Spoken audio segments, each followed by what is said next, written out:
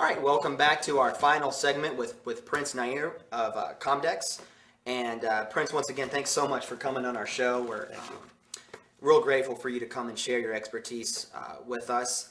And we're down to the final stretch here for Prince's 10 principles to developing a powerful business. And no doubt this has worked for you and your business. The proof is in the pudding, if you will. So we're down here to the final two, and I'm real excited to get your thoughts on streamlining your processes. So what does this principle mean for you? Well, I mean, I think if you look at the hallmark of any great company, is the processes that they're built in to make sure that there's a repeatable end product or end result or end service that's delivered to the customer. And as a company, it's very critical that any repeatable process that you have within the company, that it's down to a T. So it doesn't matter, you could get a high school graduate and he should be able to execute on that repeatable process. So one of the things we have done as a company is every single thing that we do repetitively as a company has a procedure, has a very detailed procedure that we can bring anybody new into the company and he can execute on that. So, and if you look at all great businesses, I mean, look at McDonald's. I mean, the person who is kind of facing the customer is not kind of the most well-trained individual. He could be a kind of high school graduate who's kind of sitting there in the window taking the order. But behind that is a process and a training mechanism that gets that person ready for that customer interaction to make sure that they're winning over the customers. And that's what kind of we have done. And that's kind of, I mean, and when you have that kind of process and procedures in place, that reflects in how your employees interact with the customers. That gives them the tools they need to succeed in their jobs. And once the customer sees a company that has its processes and procedures in place, they see somebody who's got its act together, and then they want to give their business to a company that has that repeatable process in place that can deliver on the end result again and again on a very predictable basis. And that's what I think makes or breaks a big company. And I think something that you haven't touched on here, but in the event you ever want to sell your business, you're going to have all your manuals and your processes in place to that investor or that possibly one day you might want to sell your business and start up another business or something like that. I doubt I'll do that. I'm just enjoying the company so much. I'm having so much fun. I mean, that thought kind of hasn't even crossed my mind. Can I buy your business? I'm going to buy your business. One day I'm going to buy Prince's business. Okay, our final point, that the principle, and again, you've shared such amazing principles. If you haven't heard the first 8, please, I encourage you to go back and take a look at the first 8 principles. But here's a very important one. I feel it's stay in touch with your financials. So shed some light on this principle for you. Well, I think a lot of business owners, they only focus on profits, but there is a whole set of financials that go behind governing a business. I mean, you need to stay in touch with how much cash you have at any given time. What are your receivables? What are your payables? What's your inventory? And if you lose touch with them as a business owner, I mean, your business is not going anywhere. I mean, you need to have your finger on the pulse of the financials of the company, because they are the lifeblood of what kind of how the business is run. Probably one of the single most resource in the company, especially in a growing company, is the cash, because in order to fund the growth, you need the cash. And so if you're not kind of monitoring your financials, I mean, one of the things that we do, I mean, we have a weekly financial meeting in the company to talk about how we are doing as a company. Then every month we chart our financials, and there is a dashboard that we have set up in the company that looks at, okay, how we are doing as a company in those 10 areas that we measure ourselves, and how we're doing today as well as how we did a year ago, what are the trends looking like. And that's what that tells us, well, are we doing well, or are we not doing well? How are we doing compared to how we did a year ago?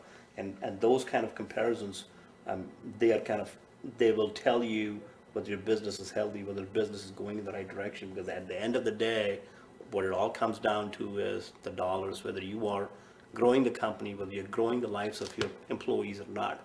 And so it's very critical that as a business owner, you have your finger on the pulse of the financials of the company. I know I'm guilty of not following my numbers, and it's gotten me in trouble for sure. And I know you and I share the same accountant, Mark Weisbrod, who was also a guest on our show, who talks a lot about the financials. So if you want to check out Mark's segment to learn a little bit more about this principle, please do.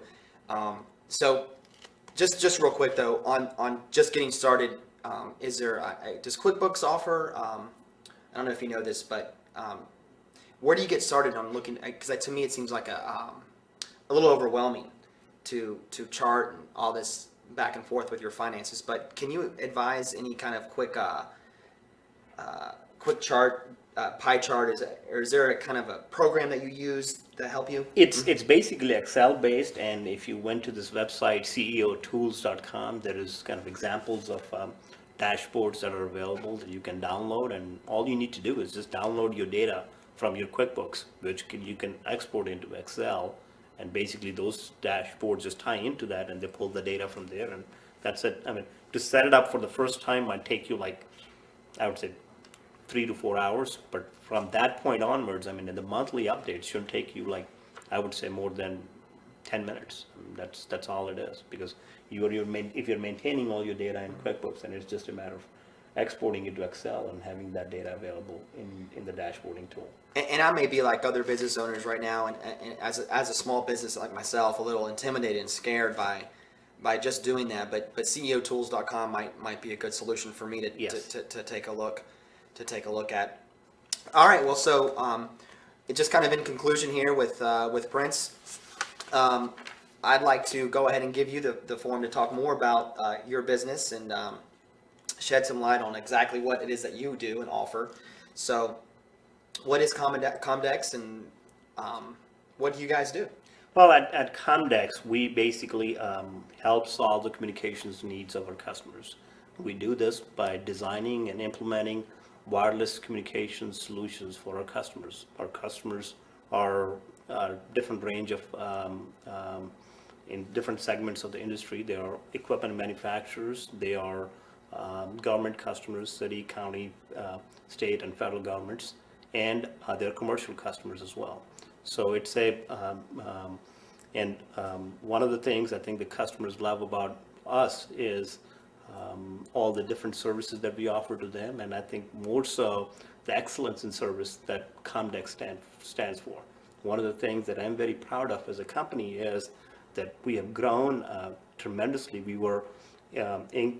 magazine's listed as number of the top 50 engineering firms, the fastest growing engineering firms in the nation. We were number 13 on that list. I'm very proud of that because we grew over 600% in the last 4 years. But one statistic that I'm really proud of amidst all this growth is we have really taken care of our customers. We have taken care to make sure that we are delivering on the promises that we have given to our customers of excellent service. And I think that is what has led to repeat business. Over 90% of our business is from repeat customers and referrals, and which kind of talks about the excellence in our service that keeps our customers coming back to us again and again. And to date, we haven't lost a single contract because of a dissatisfied customer. And I think that's one statistic that I'm really proud of, that people in Comdex had made happen, that I'm very proud of as well.